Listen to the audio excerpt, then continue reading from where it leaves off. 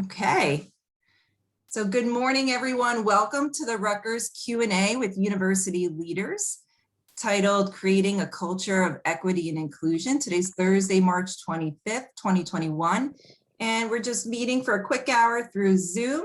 This event is sponsored by the Rutgers Connection Network, or RCN, mentoring program in the Office of the Executive Vice President for Academic Affairs. And just as a reminder, the RCN mentoring program is a university-wide program, a mentoring program for faculty and postdocs that spans across the university.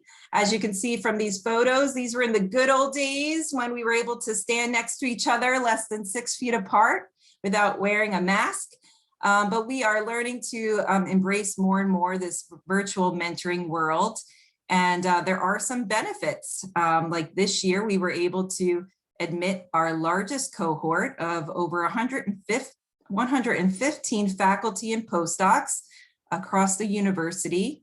And all of you represent over 20 schools and over 50 departments. So we're really excited about that. The team, my name is Yvonne Gonzalez. I'm the director of the program, and I could not do this work without my colleagues Itza Marie Chevrolet-Torres, Carmen Castro, and Jillian Hanna, who are here with us today. Itza, Carmen, Jillian, just give everybody a quick hello. And if you're so inclined, all please say hello back and welcome them. And our Mentoring Executive Committee, which is a small university-wide committee of faculty and staff who are committed to providing leadership and guidance to this program and to all of the participants. So thank you, Doreen Bedeca, Tynesha Coleman, Sam Rabinowitz, Charles Centeo, Karina Schaefer, Maribel Vasquez, and Barbara Innerfeld. If some of you are on the call today, please say hello, wave. We thank you for being here. And of course, to our mentors who just graciously volunteer their time to help their mentees along throughout the year. We thank you so much, because we couldn't do this program without you.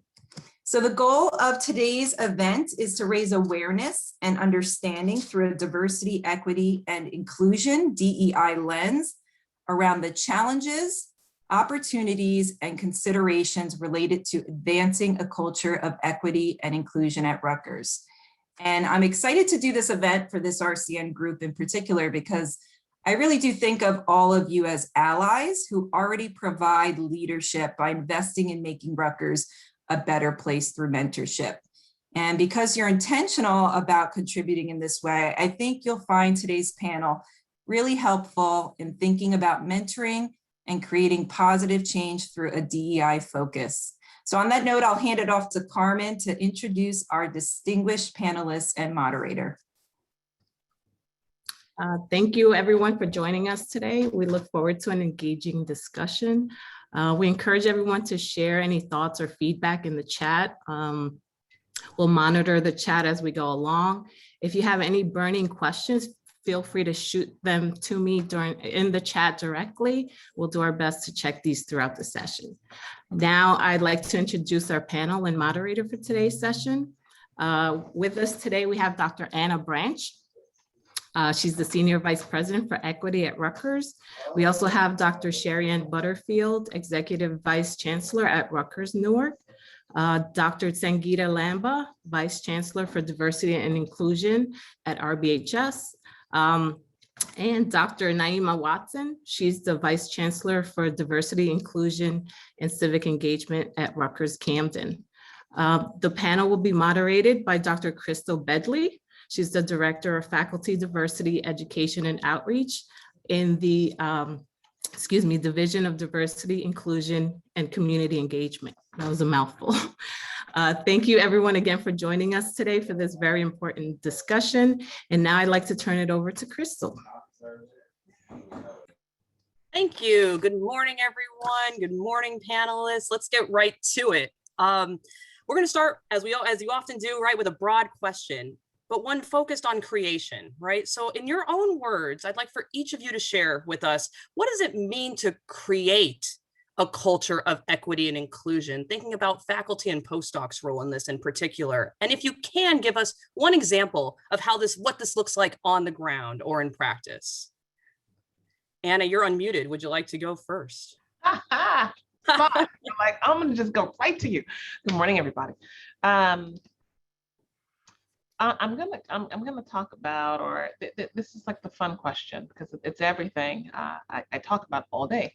Because it's the difference between thinking about equity and inclusion as something that you work on like on occasion when you get to it, versus understanding equity and inclusion as kind of what you do every day, right? The substance, the kind of guiding work.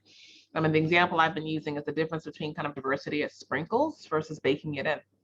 And so the kind of making it the culture on the ground, there's a lot of ways that institutions, academic departments, labs, you name it, have moments in time where they're like, okay, now let's talk about diversity. Now let's bring the committee together. Now, like, right. And so there's the time, right, where people are like, okay, we did it, and we check that box, and we have that moment, versus thinking about what are the ways in which diversity is a part of what we do, just period.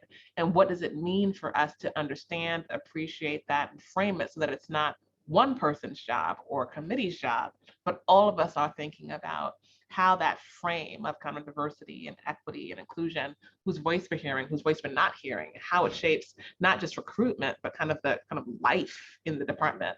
So that's what it means to me, right, on the ground, that it's not like, oh, there's an event that happened and it's a crisis and now we need a diversity speaker, right? But that we were thinking in advance about who was on our speaking list, right? Just in general, that we need in general a representation of voices, right? And who's coming to the academic department. So those are a couple of things that I think really matter. And if you want more on that conversation, in the Building Inclusive Academy Symposium, the conversation with Shirley Malcolm, she talks a lot about what it means to make equity and inclusion normative, right? So that it's not the thing that we get to, but that we understand that it's the thing we are doing, that we focus on. Wonderful, wonderful. Who would like to go next? Thanks, Nyeema. Sure, I'll go next. And picking up for what Anna said, and I think that for us in Rutgers-Camden, that's the approach that we're attempting to take. We did this with civic engagement around 11 years ago, making it a part of the fiber, the mission, the values, the core of Rutgers. And so it was this intentional work of asking everybody to ask themselves, what does this mean for your unit? What does this mean for individual staff?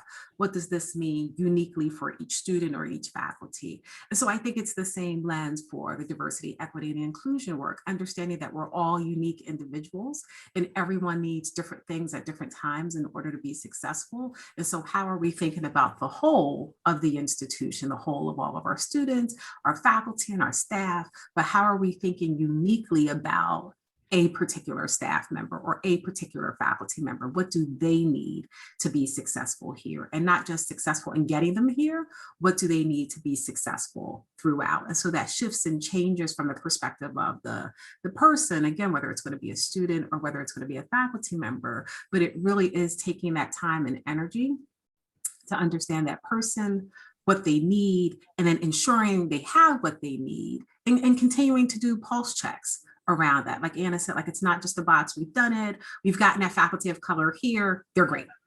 No, continuing to have conversations with them about their journey through Rutgers and what are they going to need to be successful.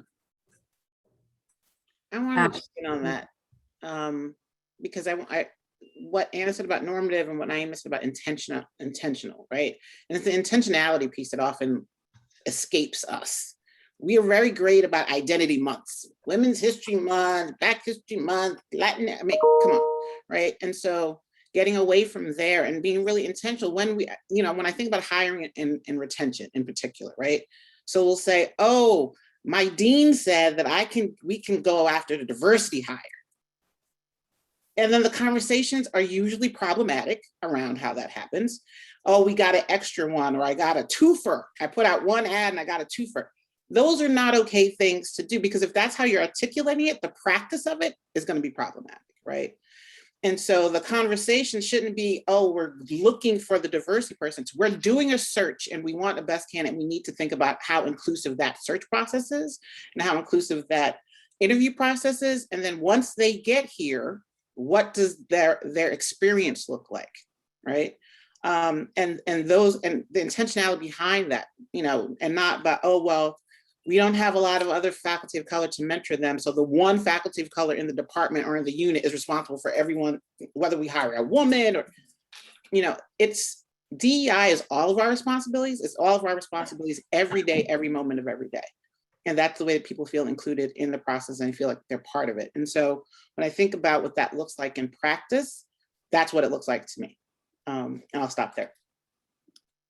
That's really great. Thank you. Geeta. I'll feed off of what Sherri-Ann just said, because I think one thing that she said, I've heard people say, we're going to be hiring and it's a diversity hire. Now, and that gets me to the meaning of these words that we use, the diversity and equity and inclusion, and we just kind of use them very interchangeably. There is no such thing as a diversity hire. Diversity is in relationship to other people. You're not by yourself diverse, you're by yourself you. So I think some of the terminology that we use, it's when they're saying diversity hire, they mean from an underrepresented group, right? They don't mean that the person by themselves is diverse. So I think when I think about creating this culture of diversity, equity, and inclusion, I really try and go back to the meaning of these words that we use almost interchangeably. So to me, again, if you're thinking about inclusion, I think each of us has to do the work. And that's another thing that both actually Anna said, Nyeema said, and Sherri-Ann said, and I'm just going to echo that. And I think when you're thinking about inclusion, you really, in my mind, you're focusing on the how, the experience for that one person that Nyeema touched upon. What does that mean for that person to feel valued, to feel like heard, and to feel like they belong? And I think that sense of belonging, if you can achieve that, you really created that culture of inclusion. I think how you see it in practice, I feel if you have one of those cultures where people speak up, you kind of are getting there. So if people only speak up once the leader leaves the room, you don't have a culture of inclusion. You have a culture where other people feel included amongst themselves, but you don't have an organizational culture of inclusion. The other part is, I think there's a lot of self-work that goes into it, particularly for me. It's that intentionality of every decision you make, every single one. And that you heard from Anna too. It's not just when you're looking for what does your search committee look like? What does your applicant pool look like? But what's on your walls? Who are you depicting and celebrating day in and day out? Are you looking at who you're bringing in for your grand rounds, for example? So in practice, to me, that's what creating a culture of inclusion means. For equity, I'm a emergency medicine physician who's worked in Newark for 30 years. And I think when I think about equity, I really truly believe trying to address the inequity for each one of my patients is what equity means to me. If I'm making an appointment, do they have transportation to get there? If I'm thinking about a prescription, I can't just think about any antibiotic I want to give. I want to know, are they going to be able to afford it? It's in every interaction that you do, because the one thing, and I know that we're going to talk about COVID-19, but the one thing that is clear is our patients don't have access to the same resources. And that's what equity means, is looking at that to say, how can I meet the needs with the resources that my patient has? I'll stop there. Can I jump back in? I'm sorry, Crystal. Because we started talking about hiring and the language of diversity and the language being so meaningful. There was this thing, I love Twitter for lots of reasons, but one of them was this whole conversation about, if we're going to keep talking about diversity hires, can we start talking about homogeneity hires, right? Because if we're going to use labels, let's use them equally. And no one wants, there's this way that we can talk about diversity, and it creates conditions where we make it seem as if diversity and excellence aren't the same thing, right? Because it's like, well, with the diversity hire, that's the thing that matters, right? And it's like, well, with the homogeneity hire, we assume a set of things, right? In that context, we're looking for the best person. But in the diversity hire, and it's like, no, and that's that whole range of problematic comments that Sherri-Ann's referring to. So I just appreciated when someone said that, and it created a firestorm of conversation on Twitter. They're like, yeah, we don't ever say that. So it's the same way that we think about men as normative, right? When it's like doctor and it's assumed, and then we say female doctor when we're talking about a woman. What are we taking for granted, right? And that question of equity and inclusion in practice means we're not taking anything and anyone for granted. And I love the point that Geeta was making about who speaks up. I would add that it's not just who speaks up, but it's how we disagree. Because it's also that when we're all in the same room and we all agree, it's great, it's fine, our opinions don't matter. But it's actually how we handle disagreement and how we handle power that makes it clear whether we actually have an inclusive environment or not, right? Because oftentimes that's where things fall apart, right? That it's great as long as we all agree and we share the same perspectives and we're just different bodies reflecting similar positions. But when our different bodies reflect different positions and power comes into play, then inclusion kind of blows up. Yeah, wow. You are all synthesizing, you're doing my work for me, but let me see if I can recap this just a little bit for us. I think you gave us a lot of really thoughtful questions. Geeta was talking about the self-work that we all do in this space, right? We're thinking, how do you do this? How do we slow down? We didn't talk about that yet, but how do we slow down to be intentional in how we approach each individual, right? And how we approach the practice. Thank you for these questions. We can think about, as Nyeema was pointing out, how do we honor the wholeness of those that we work with, our students, our colleagues, right? And their uniqueness. We have to hold both simultaneously, right? What are we taking for granted that Anna just pointed out, right? How do we make it this a normative? How do we make equity and inclusion normative in our day-to-day life? I heard each of you speak to how to make it part of the fiber, the core, whatever the metaphor is. We're saying that we have embedded it in how we make decisions, how we look at the world. And so that is the approach, right, to integration, is embedding it in each and every daily ritual, practice, conversation that we have. I hope we have a chance to return to this notion of faculty hiring in a little bit, but I want to switch gears, and I'm going to ask Sherri-Ann and Sangeeta to speak to this question. As we all know, we're navigating multiple pandemics right now, and it's really thrust a spotlight into the inequities. Geeta just so vividly described to us what that looks like, right, on the ground. In your current roles, can you describe a recent challenge you've encountered when you were attempting to foster inclusion and equitability? And how did you respond to, or are you responding to it?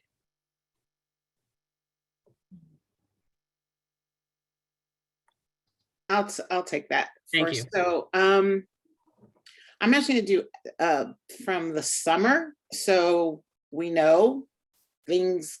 I'm not going to say nothing was new, right? But we had another example of what had been going on in terms of the case with George Floyd.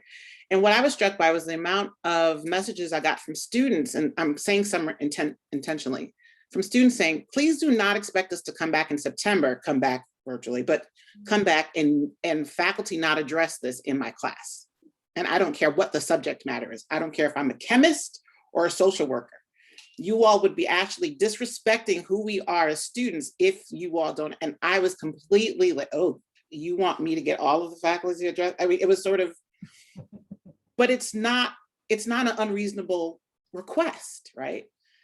But in order to do that, the faculty needed to figure out where they were in this conversation, right? And so we still have to process our own relationship to COVID and our own relationship to racial reckoning and our own, and so we started doing check-ins with faculty over the summer, right? There were some groups, they instinctively formed their own learning pods within their department or across units, which was great. But I wanted to do check-ins with faculty to talk to them about, this is where the students are, but I need to first figure out how we help you where you are. Because they can't address equity and inclusion if they themselves are not okay, right? And so that was a huge, I'm not saying that I was wildly successful because I didn't hit every faculty member. And of course, it's something you opt into. But those sessions, they said they found helpful because it gave them a space to say, this is what I'm struggling with. And even though we always assume that we like to assume as academics, we know everything, we actually don't. And it's a safe space when you're with other faculty to have that conversation. And they were hour-long lunches because we didn't, people were already zoomed out by then. But I think, the challenge of that is still ongoing, right? How do you have a real conversation about curriculum in a way that honors our students and honors our faculty, because a lot of our faculty also think that our curriculum doesn't reflect who we are as an institution. And so that's an ongoing challenge, but it is one that we have to tackle and that we can't keep kicking down the road, which is what I think lots of institutions nationally have been doing. You know, the diverse classes cannot continue just to exist in the humanities and some of the social sciences, right? And so the ways in which we really need to think about the entire university and how we think about research and who who gets to be in those spaces and how we offer courses and what the content looks like. And for me, that's a challenge. I'm just being honest, and it's still ongoing because we still need to take care of faculty. And Right. COVID has completely, pulled back we knew, but the inequities, particularly for our female faculty, right? And so not exclusively, but particularly our female faculty. So what are we going to do moving forward? And that's a challenge I'm still grappling with. I'm just being honest about, I have solved nothing, but I'm trying. And appreciate that honesty and recognizing the challenges are that in of themselves. They're not going to be solved overnight.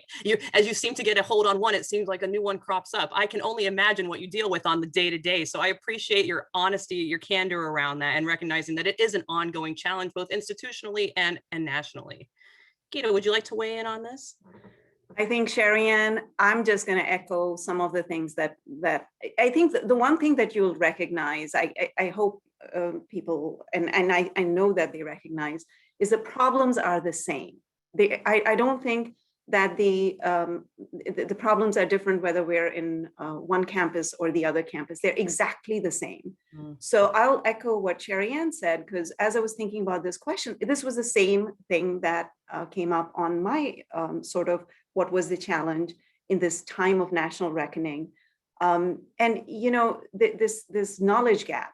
So our students who've been much more versed with and are much more up to date on what diversity, equity, inclusion, racism, structural issues of racism, exist, and where our faculty are, there's a gap. And I think one of the first things that, the students demanded change. The students literally said, I want more dialogue. Status quo is not acceptable.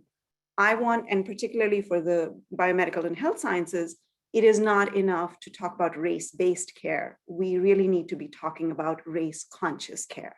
So how are you conscious of, and how are you addressing race within curricula, within the clinical practice? And to be honest, we've been sort of doing some of it and some of it not well at all. So when this call to action came, the call then translated to, what are you going to do about it? And then again, something that Anna said, you can't, if you have a few experts, those few experts cannot fix every part of the issues in every course. So I think the first thing, the challenge that was similar to what Sherri-Ann described was, how do you bring faculty who may not be where the students are to kind of get up to speed and get comfortable? No one actually felt comfortable to discuss race or racism in the classroom. Oh, I'm not equipped. And again, each one of us, I've alluded to, we're on our own learning journey. So one of the things that we really focused on very early was actually building more train the trainer sort of programs, where we brought in what we thought were national experts. Again, they specifically said, we are on our own journey, but this is what we've learned. How do you create these faculty development spaces where you bring in people who at least are ready to have more dialogue, are ready to jump in and say, okay, I'm okay to be uncomfortable. I'm okay to start doing this work. And again, I'll echo what Sherri-Ann said, we're just starting.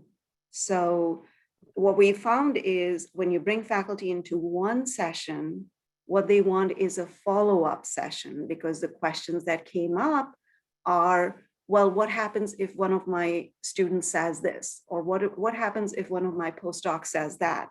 So what we realized is, it's not, again, that one checkoff. You have to have, the people who want to be developed will need more and more and more and more. So it's going to be a journey.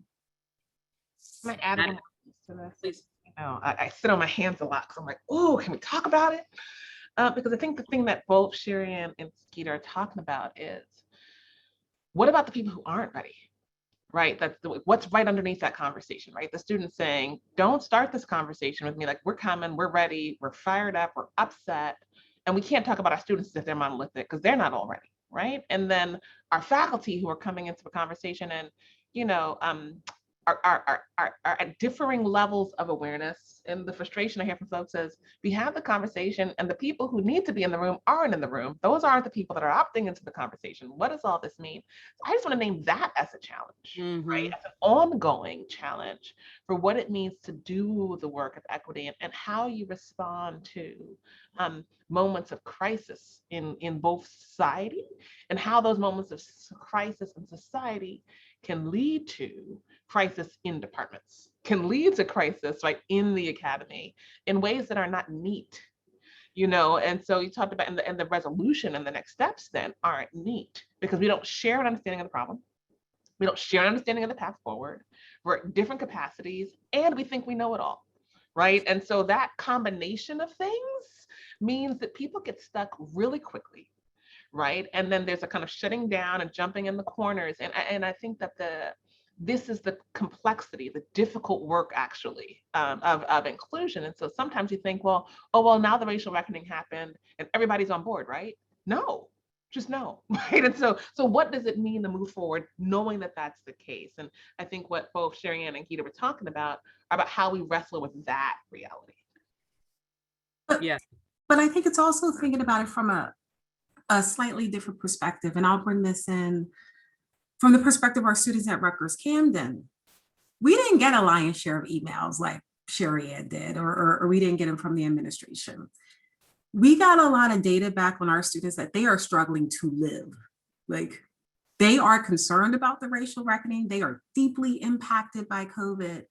They're struggling to eat. Like, they're struggling to keep a roof over their heads. Our students are slightly older. You know, we are largely majority a commuter campus. And so one of the things that I want our faculty to attend to, and we've been trying to do this work over the past couple of years, is just having our faculty kind of understand, in addition to like the bigness of this past year, the day-to-day needs of our students. And so hopefully, and I do believe this has happened, that what COVID has done, because we all had to sit home and reflect, we were forced to do it, that they think about different ways that students need support and guidance through this process. That certainly Rutgers University is not going to turn into an online university. That's not who we are. We won't be that way. But understanding now from faculty and from staff's kind of own personal perspectives, how we struggled to manage and deal. How do we think our students are struggling and attempting to deal when they're trying to be educated? They're still showing up. They're showing up after going to 2 jobs. They're showing up after taking care of their parent. They're showing up after taking care of their kids, or their kid is right beside them, kind of in online learning. But they were already doing all of this stuff prior to COVID. They were already living these lives. And I remember for us, it was a few years back where we started to have, we called them student success retreats, where we would bring the faculty together and just simply share, here's the data on our students. Here's the average age, here's their background, here's, you know, how many first generation students we have, here's how we're increasing with African American and Latino students. And as we started to do that, some of our faculty were shocked because they didn't have a picture of it. So yes, this year has exacerbated the things that already exist. And so I want us to think about that we have to figure out what it looks like on this other side of dealing with COVID. But these are challenges that our students have had that faculty haven't truly paid attention to. And I'm hoping that the sensitivity of this past year of what they have had to personally deal with, they have still had to show up and educate and try to do their research. How do they have a different appreciation for our students, especially those who continue to live this struggle?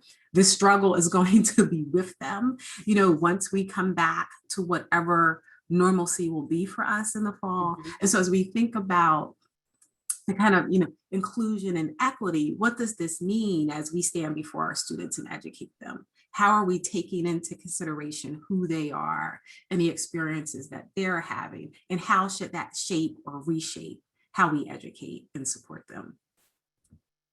Can I just follow up on that? Because I think it's the fact piece, but also the institutional piece, right? And the unintended consequences of some of how we work, right? Yep.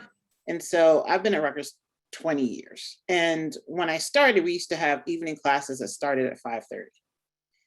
We realized that was not enough time for someone to get off work and make it to campus, right? So we moved it to 6. But then COVID hits, and I was so frustrated last semester that I had a Black Lives Matter class on the books, and I was like, I'm teaching it, even while I'm doing this other job. And one of my students, she said, I hope it's okay. I'm in the car. I'm a teacher all day. I'm in the car. I just picked up my 3 kids. And this allows me to still do your class at, 6 o'clock. And I thought, because after COVID, she's not going to be able to do that, right? We're going to want her back in the classroom. And I was just thinking, what else do we now need to do for that, for those students for whom this actually works? For most of them, no, right? For the ones on campus. But for our working students, some of this actually worked for them in terms of them being able to come on in a different way. And I'm like, if I'm really about equity, now I have to challenge myself to think about what else institutionally I have to figure out how we put in place to accommodate those students. Because that number of those kinds of students, that's a growing population. That's the population we want, right? And so just really thinking about what else do we need to do? Again, I have no answers, but I think it's something that those instances really challenge us to think about how much higher ed still needs to move. You say that again. This is true. And it's actually a really great segue into thinking about the sort of flip side of this question, right? So we just talked a lot about the challenges and how we're going to work through those challenges. I am an eternal optimist. So I also think that there are opportunities now that have presented themselves in a way that we may not have seen before, right? I appreciate your point, Anna, that not everybody's on board, but I also think maybe there are more people on board in different ways, right? Or there's more awareness at the very least, right, than we've seen in the past. So I'm hoping this is going to be directed at Anna and Nyeema. Talk us through what you think some of the opportunities are, that new opportunities have been created as a result of our multiple of the lives we're living right now, right? These multiple pandemics that we can leverage in this moment to build more equitable and inclusive environments. Yeah. I always tell folks I'm a sociologist who studies racism, so optimism is not my place. But here's the thing that I think is useful about this moment. Is that the discomfort is productive if you let it. And in the ways that Nyeema and Sherri-Ann were talking about, there has been an invisibility to a range of problems that COVID and the racial reckoning will no longer allow for an invisibility. And now we are responsible for what we see. And there are a lot of people because of, and I'm talking about faculty here, I'm talking about everybody, administrators, I can't tell you the number of administrators who didn't fully comprehend how on the edge our students were, right? Like that we like everybody has cell phones, everybody has internet. No, right? Like there's a level of just like, there's a granularity to which faculty and administrators understand that in which they didn't before, and that impacts all sorts of things. And so there's a category of us who always knew and more aware of how many of our students were working and the way that work influenced what they were able. Some of us understood, some of us knew, but there were a whole host of us who were like, "You're a student. That's supposed to be your primary job." And for the vast majority of our students, that has never been true, right? But this is the one year that we recognized that truth, right? And that we were accommodating actively that truth. And this pushes for me on the whole idea and the responsibility we have now to kind of build an inclusive academy for real. The academy was not intended for the people who are in it, right? So the notion of the 18 to 24-year-old whose parents are funding their education so they can focus on their schooling exclusively, that's not higher ed right now. That's not the majority of our students in Rutgers especially, but in most of higher ed, that's not true. What does that mean? There's a whole host of assumptions around the way we build things that are built on that idea. And so, you can go back to, well, it was for the kind of landed elite, it was for white men especially, right? And so there are a whole host of things that don't work as a result. I think that's the opportunity, right? That for a whole, and it doesn't mean that we have really neat answers, but now we know we have a responsibility to do something with the answers. And I think that's the role that faculty play, right? And thinking about how do we hold that space? How do we have conversation? How do we think about the structures, the obstacles that we create for the students that we have and things that we don't. And it's true for what the institution does to faculty, right? There's responsibility all the way around, right? For us to think about what ways do we need to change and adapt. Someone was pointing to the tenure clock. Why is the tenure clock 6 years? What are our assumptions about why 6 years is magical, right? That have been things that we just haven't conceptualized and pushed on. And there are opportunities in this moment, as Sherri-Ann was talking about, that we're looking at the impact of women. And we're saying, okay, we give you a 1 year stop. Well, is that 1 year really going to reflect what we know is the harm? And there are all sorts of conversations. Well, what does that mean? Mm-hmm. And I think that discomfort can be really productive. Thank you.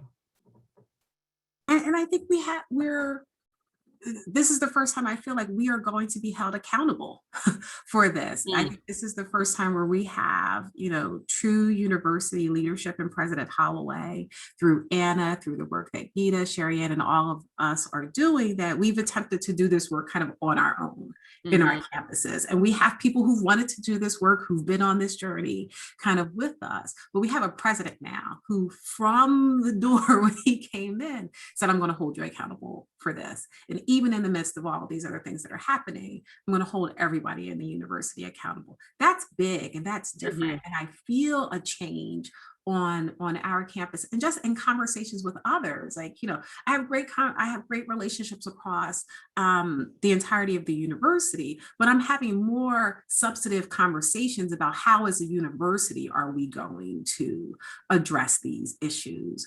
And it's with this undercurrent because the president is watching us and telling us that we need to address these issues. And it's also opened up an opportunity, I think, for faculty, and I think Gita has also said this, I think we've all said this, faculty are hopefully feeling a little bit more comfortable saying, I don't know. But now they have an actual place to go to kind of talk to someone. And then we have resources in each other and don't have to feel like we have to have the absolute answer here in Camden. We have leadership across the institution who not only have they been charged with this, but they absolutely want to do the work. And they want to see the work done for the betterment of the entire system, or however we kind of frame ourselves as an institution. And so it's not just simply, this work's going to be done and New Brunswick is going to be the center of excellence. Absolutely not.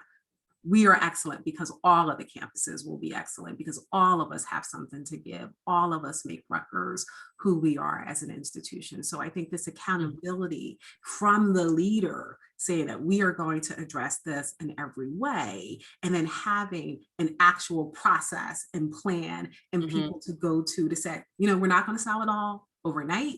We're not going to have all the answers, but we are committed to working on it. That gives me optimism that I haven't had in the 16 or so years that I've been here. It does feel like a different time, right?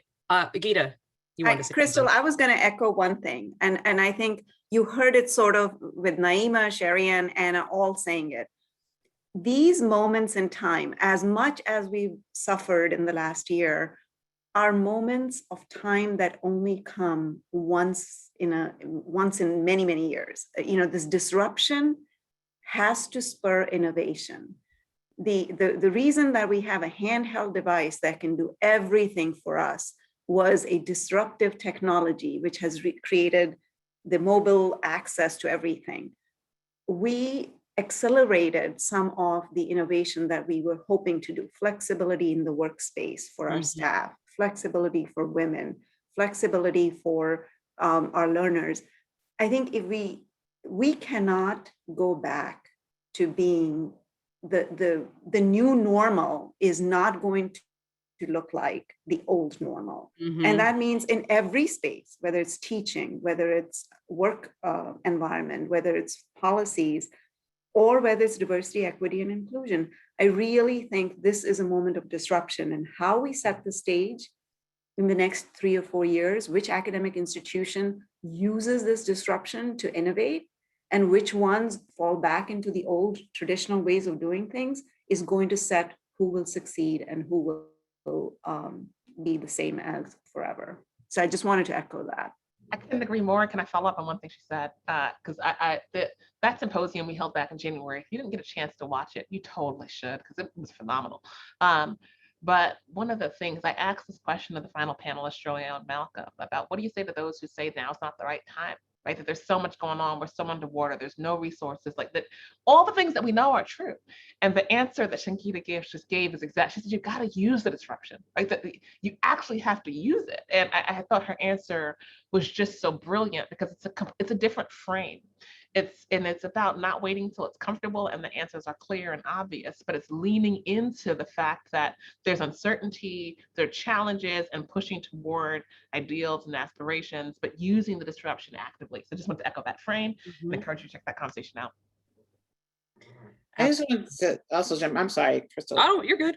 I think one of the positive things for me in this time is that I've been watching people, and I mean in particular faculty and staff in particular, I'm watching some folks make space for others and others take space in ways that they didn't before COVID. And that has been very refreshing for me to see, where people that I'm not used to seeing speak or hearing speak up in certain spaces, saying, actually, you all have not been paying attention to me for what, me being sort of the broad.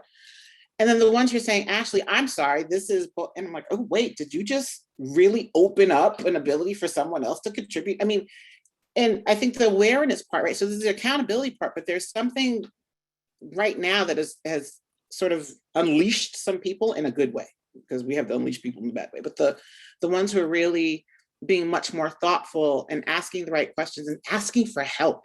We're not a community that's used to doing that, unless it's about my own work. Well, just could you read this or something? And that has been, for me, that's a positive movement. And I just need to move from discussion to actual tangible results. And I think that's the path we're on. Thank you for that. And you keep doing it. We're an excellent segue to the next question.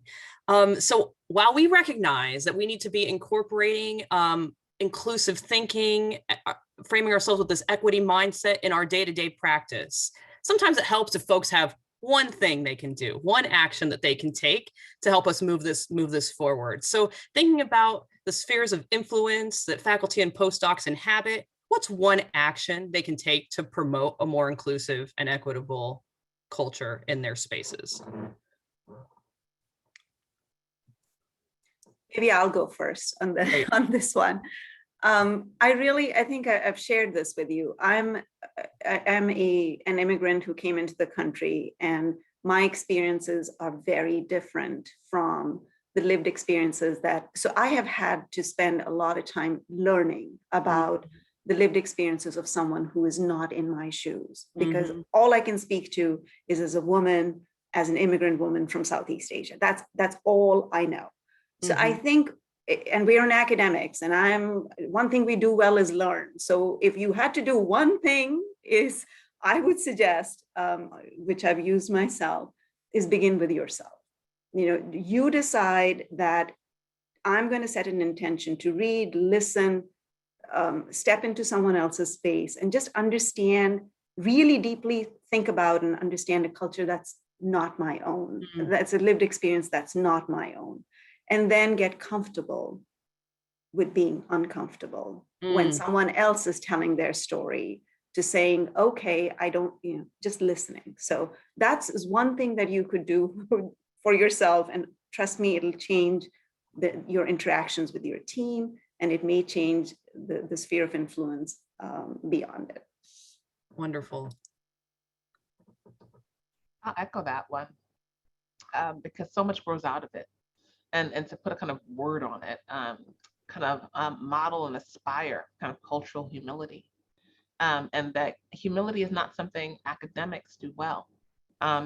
We nurture in academia a particular kind of culture that rewards bad behavior, right? That there's a bravado. There's a way in which humility is the last thing we do. And so the sense that there is always room to learn and to grow, that there is, and that growth, that I can be an expert in one thing and be growing in another, is important, right? And it's also creating space. What I would add to humility, and I think this is where we struggle, all groups struggle, is enabling and creating space for people to make mistakes. That often it's, colleagues say this, and I say it often, we allow our students to grow. We know that they make mistakes, but our faculty colleagues are who they were based on what they said in the faculty meeting 10 years ago. And they are always that person because they said that thing. And that's who they are, and they can't mentor. And so that room for people to make mistakes, if we're gonna have a really inclusive community, if we're gonna work, and we know that, and this is the thing about the academy is the one place in America, for real, where we're actually trying to, in practice, come together at equal status and practice some things. We're not doing that anywhere else. Like we coexist. New Jersey is a diverse state, but we're not on equal status most of the time. We have extremely high rates of segregation. We have to get comfortable with the fact that we don't know how to do this. And because we don't know how to do this, we're gonna make mistakes a lot, right? So we have to learn. We have to commit to learning. And then we've got to think about, how do we make space when people mess up? What does that mean? It doesn't mean mess up and be arrogant and, but it's about, okay, you said something you had no business saying. You're still in the department. We're still in this thing together. So what does that mean? What's our practice? Right now, we don't know. Right now, we just get angry and don't talk to each other for years. So that space of thinking about what that means as a community, right? Saying we want to hold space, we want to figure it out. That's really important. Absolutely. I just want to follow up on that, because that's exactly where I was going. I think the connection to that is assuming good intentions, but addressing the impact. So while you may not have meant to say it, this is how I took that, and this is how I feel about what you said. And tied to that for me is giving and accepting feedback. It's not gonna feel good. It just isn't most of the time. I still get called out on stuff all the time. I'm like, you're right, my bad. And let's talk about how we can do better and be better. But that's really hard for people. This isn't, and I don't want to trivialize this, but this is not about people really getting really upset and crying. It's not that. I should be able to say to Anna, what you said actually was troubling to me for this reason. Can we talk about it, right? And in a way that does not, as Anna said, does not change the nature of our relationship as colleagues. It doesn't change the nature of our relationship as people who really want, progressive-minded people who really want the best for the institution. But we need to be able to call that out in a way that feels safe. It won't be comfortable, but it should feel safe. And those things are, I think, for me, those things are really important. And oftentimes we don't say something to a colleague because we're afraid of what they're going to say. And we have to be. We are who we are. We need to be celebrated. Our entireness needs to be celebrated, and first of all, acknowledged and celebrated. And so that's the way, for me, that those are my takeaways. I think the good stuff has been shared. Again, yeah, really echoing this. This is a time, I think, even for as Sherri-Ann said, even when you have the best intentions, and looking at this from the perspective of that this is work that we have to do every day, all day. And for myself, I assume, and I work on, just because I'm a woman of color doesn't mean that I too will always have the right answer. That there's going to be interactions that I have with other women who look like me, other women who have similar experiences, but still we're on very different paths. And so as we think about this, think about it from yourself, and not just thinking like, oh, it's the white members in my department who need to do work, who need to do the learning, who need to do the understanding. It's all of us who need to do it. It's all of us who need to come to a different space in this learning. Because, some of the things that our students are sharing down here is that, we think our faculty are really well-intentioned, and, they have diverse kind of thoughts and perspectives and what they're teaching, and that's great. And they do think about me from my, kind of the personal, the social challenges I'm facing, but, they call me by my incorrect pronoun.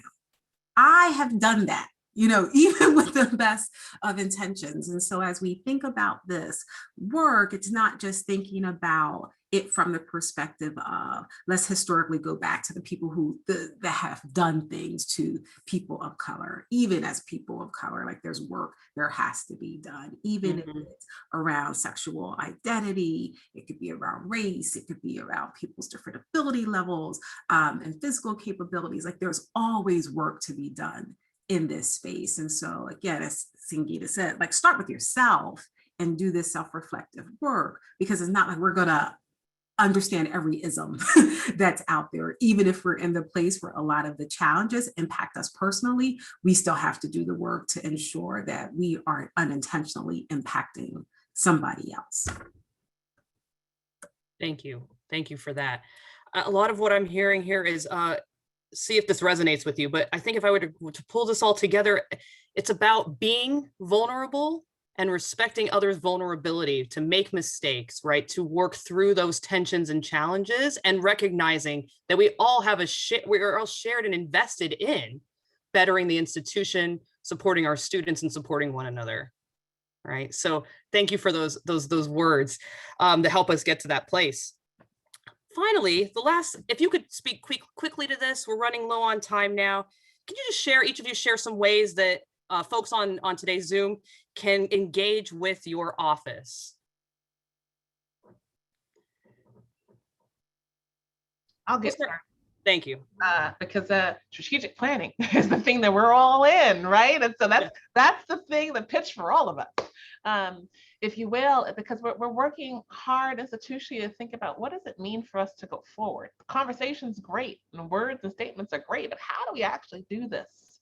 And so across every campus right now, there are conversations that are happening. And so find out where it's happening on yours, right? And be a part of the conversation, offer your ideas, raise your hands. It's really important to informing our path forward. So that's my first big pitch. And then the second is when there are opportunities that we're talking about to learn and engage and grow, do so. So this Friday, we're holding a session on unpacking hate. It's going to be a great conversation. And I'm throwing in a pitch for Geeta's diversity symposium in April. There's always opportunities to kind of keep the learning going. And so that would be my pitch as a way to get engaged. Great, thank you. Geeta, you want to say more about the symposium or something else? No, I think I will echo what Anna said. The best way to engage is to take that first step and join. And April 21st is, I'm just sharing the date, is the Diversity Symposium. Anna and the NIH officer, Chief Diversity Officers are going to be our bookend amazing keynote speakers. But a lot of the work that our faculty, students, and staff are doing will also be showcased. So please join. And it's always good to learn what's happening on the campus. So I think a lot of times we live in our own little bubbles and we don't necessarily know. So just to know what's happening and joining one would be my pitch as well. Thank you. Sherri-Ann, Nyeema?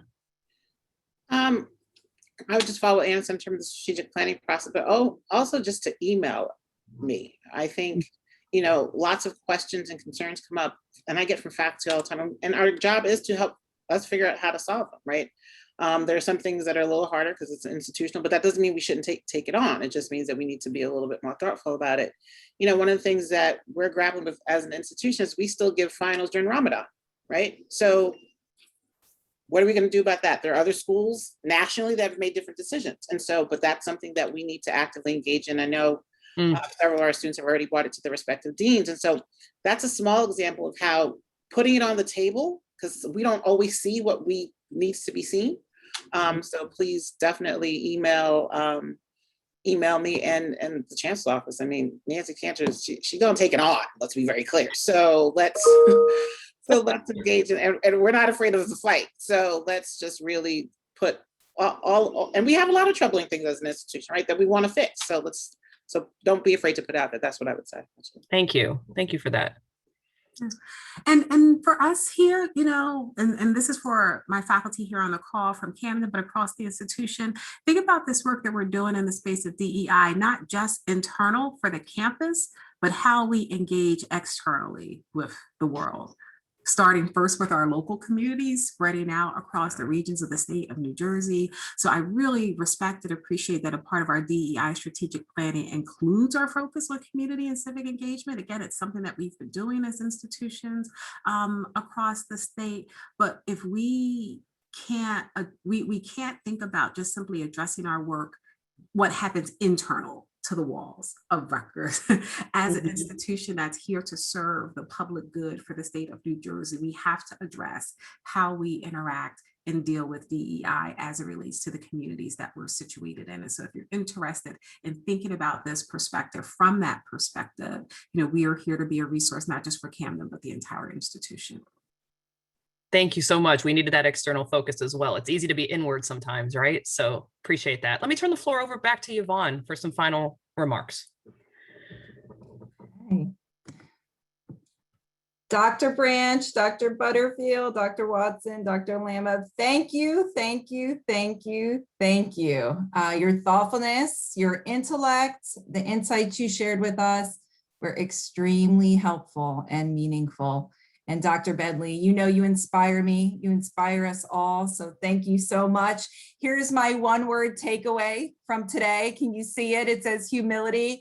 Reminds me of one of my favorite quotes, seek first to understand, not to be understood. So I want to really hold that and think about that more today. Thank you so much. Today was great. So we really appreciate you being here. And as we move forward on this lifelong journey, right, of self-work, becoming better allies and colleagues, and creating a culture of equity inclusion, my office will continue to do our part. And one of the best ways we've been able to advance DEI is through this RCN mentoring program and our related mentoring initiatives.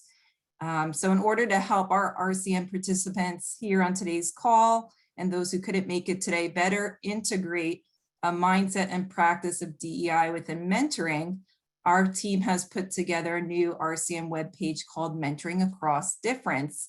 And thanks to Jillian on our team, this webpage is now live and active. It provides various tips and tools and resource videos and guides to help mentees and mentors learn about and apply effective and inclusive mentoring practices in their mentoring partnerships in this program. And you can also apply these practices to your other mentoring relationships as well.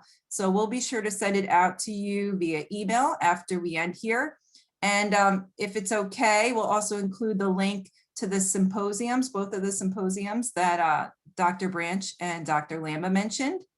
And finally, a reminder that our next required program event is on April 21st, which I guess is a conflict with that RBHS symposium. So maybe we can work on changing the date. But keep your eyes open for more information on that.